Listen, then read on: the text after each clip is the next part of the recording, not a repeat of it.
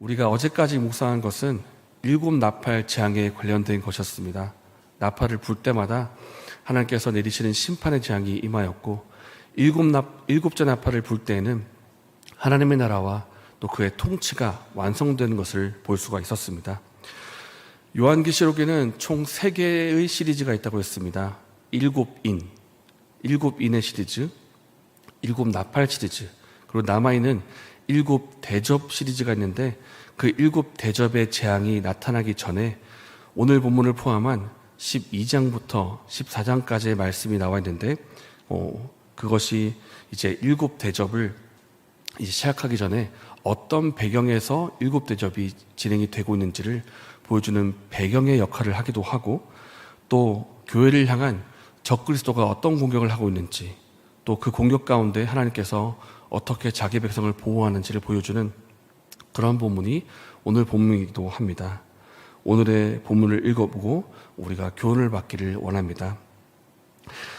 시작하는 1절 말씀을 보면 하늘에 큰 이적이 보이니 이렇게 시작이 되어 있습니다. 사도 요한이 보고 있습니다.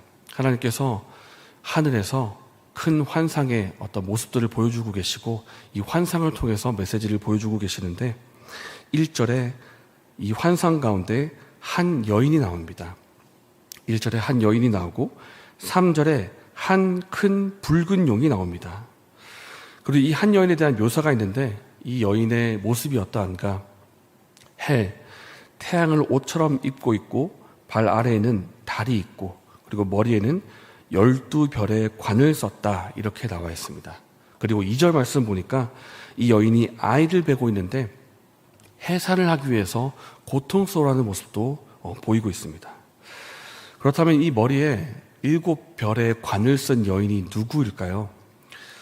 12별의 관이죠. 이 12별의 관으로 묘사되는 것은 바로 하나님의 백성을 상징하고 있는데, 그래서 하나님의 백성으로 대표되는 교회를 말하고 있습니다. 이 여인은 교회입니다. 근데 이 교회가 면류관을 쓰고 있다는 것은 이 면류관의 의미는 승리를 말하고 있습니다. 그러니까 이 교회가 승리하는 존재라는 것을 상징적으로 보여주고 있습니다. 분명히 교회가 승리를 얻겠지만은, 그러나 동시에 고통 가운데 있기도 합니다. 왜냐하면 2절 말씀에 아이를 베고 있고 이 아이를 해산하기 위해서 고통하고 있는 것입니다. 그렇다면 이 여인이 교회로 상징되고 있다면 이 교회가 베고 있는 아이는 누구일까요? 5절 말씀이 중요한 힌트를 주는데, 이 아이가 어떤 아이인가? 장차 철장으로 만국을 다스릴 남자아이다, 이렇게 말하고 있는데, 곧 예수 그리스도를 말씀하고 있습니다. 이 아이는 예수 그리스도입니다. 근데 조금 의아하기도 합니다. 교회가 그리스도를 낳는다는 이 표현이 조금 이상하게 들리기도 하겠지만은, 그러나 우리가 분명히 알 것은 예수님이 하나님이시지만 인간의 아들로 태어나셨다라는 것입니다. 예수님께서 역사의 한 시점에 인간의 아들로 태어나셨고, 다윗의 혈통으로, 다윗의 후손으로 육신을 입고 오셨다라는 것입니다. 그러니까 인류의 후손으로 오신 것이 분명하고, 그렇기 때문에 하나님 백성인 교회가 해산하는 고통처럼 이 메시아를 고대하고 있다가 때가 되어서 메시아가 인간의 모습으로 오신 그것을 낳는다, 아이가 낳는다, 이런 표현으로 보여주고 있는 것입니다. 이 상황에서 3절 말씀에 또 한 존재가 등장을 합니다. 한 큰 붉은 용인데, 이 붉은 용을 묘사하는 모습을 보니까 머리가 7개가 있고 뿔이 10개가 있습니다. 굉장히 괴상한 모습으로 나와 있는데, 이 큰 붉은 용이 누구이겠습니까? 네, 요한계시록의 오늘 본문 가운데 이렇게 찬찬히 읽어 내려가다 보면은 이런 표현이 있습니다. 9절입니다. 큰 용이 내쫓기니 옛 뱀 곧 마귀라고도 하고 사탄이라고도 하며 온 천하를 꾀하는 자라, 이렇게 나와 있습니다. 그러니까 이 뱀이 누군가 하면 바로 사탄입니다. 요한계시록에 뱀, 용, 이런 표현들이 나오면 주로 사탄이라고 할 수가 있는데, 이 사탄이 그런데 머리가 7개이고 뿔이 10입니다. 이 숫자를 보면 7이고 10이 나오는데, 이 숫자가 모두 완전수입니다. 완전수이고 충만함을 뜻하는 이런 숫자들인데, 이런 수를 사탄이 갖고 있다는 것은 사탄도 그 나름대로 가지고 있는 권세와 능력이 있다는 뜻입니다. 그러니까 자기가 가지고 있는 권세와 능력이 어느 정도 된다고 생각하니까 하나님을 대적하는 그 일도 행하는 것입니다. 이 사탄이 자기가 가진 권세와 힘을 가지고 하늘의 별 3분의 1을 끌어다가 땅에 던져버린다, 이런 표현도 나오고요. 여자가 낳으려는 그 아이를 삼키려고 덤비기도 합니다. 여기서 하늘의 3분의 1을 끌어다가 던졌다라는 것은 학자는 말하기를 이 하늘의 별을 가지고 천사라고 말하기도 합니다. 그러니까 사탄도 하나님을 섬기던 그런 하나님의 천사였는데, 자기가 스스로 이 세상의 신이 되고자 하나님을 대적할 때 혼자 타락하는 것이 아니라 주변에 있던 천사도 같이 끌고 같이 타락을 한 것입니다. 그래서 이 사탄과 함께 악한 영들이 자신의 왕국을 건설하기 위해서 천사를 끄집어내서 같이 타락을 한 것이고, 그렇게 악의 영이 된 것입니다. 악의 무리가 되었고, 그렇게 타락한 모습을 보여주고 있는 것입니다. 그리고 여인이 아이를 낳지 못하도록 방해하기도 하고, 아이를 낳으면 삼키려고, 그 아이를 없애버리려고 공격하기도 합니다. 그러나 어떻게 됩니까? 아이가 결국에는 태어나고 이 아이가 하나님의 보좌 앞으로 올려지는 모습이 있는 것입니다. 그래서 사도 요한이 본 이 오늘 본문의 환상이 주는 메시지가 무엇인가 하면, 이 메시지는 미래의 어떤 특정한 한 시점, 정확한 한 지점을 얘기하기보다는 하나님의 구원 역사가, 하나님의 구원 계획이 인류 역사 가운데서 어떻게 진행이 되고 있는지, 그리고 앞으로 교회가 어떤 승리를 얻게 될지를 보여주는 그런 대목이라고 할 수가 있습니다. 하나님의 구원 계획은 여인으로 상징되는 교회가 아이를 낳음으로, 그러니까 역사 가운데 그리스도가 태어나셔서 그리스도가 구원 역사를 이루심으로 이 구원이 이루어지는 것입니다. 그래서 그리스도를 고대하고 낳기 위해서 인류가 애를 썼습니다. 더 정확히 말하면 교회가 그리스도를 낳기 위해서 애를 썼습니다. 근데 그것을 사탄이 가만히 두지 않는 것입니다. 그리스도가 이 땅에 오지 못하게 하려고 방해를 했고, 또 이 땅에 난 그리스도를 제거하려고도 했습니다. 실제로 예수께서 이 땅에 오실 때 헤롯 왕이 어떤 일을 벌였는가 하면, 예수님이 태어나신 그 해를 기준으로 해서 2살, 그러니까 0살, 1살, 2살을 다 모조리 예루살렘 주변으로 다 세례하기까지 했습니다. 왜냐하면 이 아이를 죽여야 헤롯 왕은 내 왕위가 유지가 될 것이다, 그렇게 생각했던 것이겠지만, 그 배우는 사탄이 또한 그리스도가 그 일을 이루지 못하게 하려고 방해한 것입니다. 이렇게 사탄이 틈틈이 그리스도의 역할을 감당하지 못하도록 방해했던 것입니다. 그리고 이 사탄이 무슨 일도 하냐면, 하늘에서 하늘의 군대와 전쟁도 치릅니다. 그러니까 인류 역사 가운데 사람과만 싸우는 것이 아니라 배후의 하나님의 천사와도 영적인 전쟁을 벌여왔다라는 것입니다.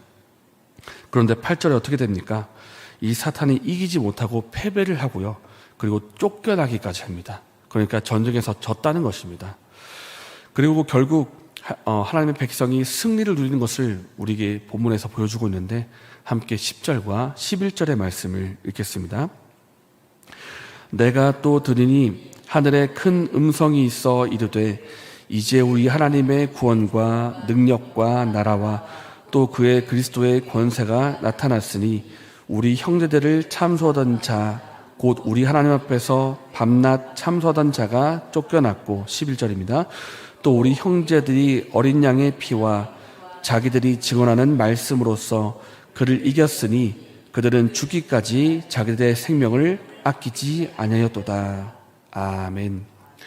우리가 신앙생활을 하면서 꼭 기억할 것이 있습니다. 우리의 삶에 고난과 고통이 있고, 또 악한 영으로부터 오는 핍박이 있겠지만은 결국에는 하나님의 나라가 완성이 될 것이고, 하나님의 백성은 결국 최후의 승리를 누리게 된다라는 것입니다. 그 과정이 고통스러울 수가 있습니다.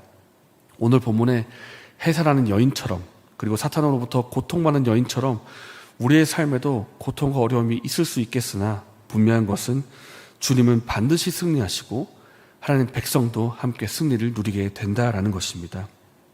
우리가 이 결국을 꼭 마음에 새기면 좋겠습니다.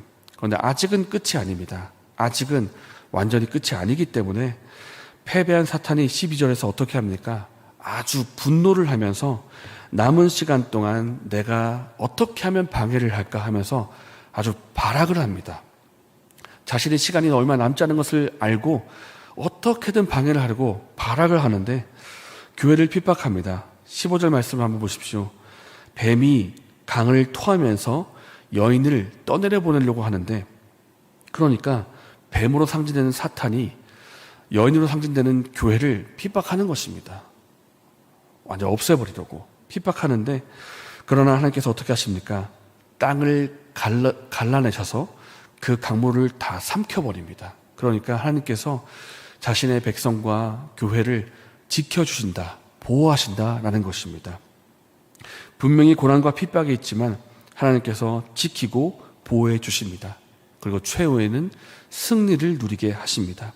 그래서 우리가 이 땅을 살면서 때로는 내가 너무 작아 보이고 내가 너무 약해 보일 때가 있고 세상은 너무 거대해 보이고 커 보이고 승승장구하는 것 같고 마치 내가 세상에 살아가는 이것이 뭔가 내가 잘못 살고 있는 거 아닌가, 그런 생각이 들 때도 있을 수 있습니다. 이게 맞나? 예수님 믿고 가면 되는 거 맞나? 그러나 오늘 본문이 분명하게 말씀합니다. 그렇게 살아가는 거 맞다고 말씀하십니다.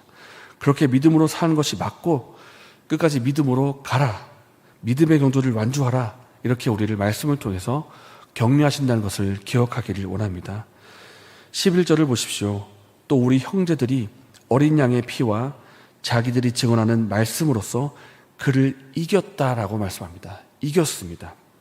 우리가 예수님 믿고 말씀의 인도함을 받으면 끝내는 승리한다고 말씀하고 있습니다. 그렇기 때문에 사랑하는 여러분, 우리가 걷고 있는 이 믿음의 경주를 끝까지 나아가시기를 바랍니다. 때로는 어려운 때가 오더라도 주님께서 우리를 붙들어 주시고 지켜주실 것입니다. 그리고 반드시 승리를 얻게 하실 것입니다. 이것을 믿고 오늘 하루도 믿음으로 살아가시는 저 여러분 되시기를 예수님의 이름으로 축복합니다. 이 시간 함께 말씀을 생각하면서 기도하겠습니다. 하나님께서 이미 주신 결말을 믿음으로 바라보게 해주시고 오늘 하루 또한 믿음으로 살게 하여 주시옵소서. 때로 우리의 삶에 고난과 핍박이 있겠지만은 하나님의 보호하심과 구원하심을 믿게 해주시고 인내하면서 오늘 우리에게 주어진 믿음의 경주를 가게 하여 주시옵소서. 그리고 내일부터 시작되는 여름 성경학교가 있습니다.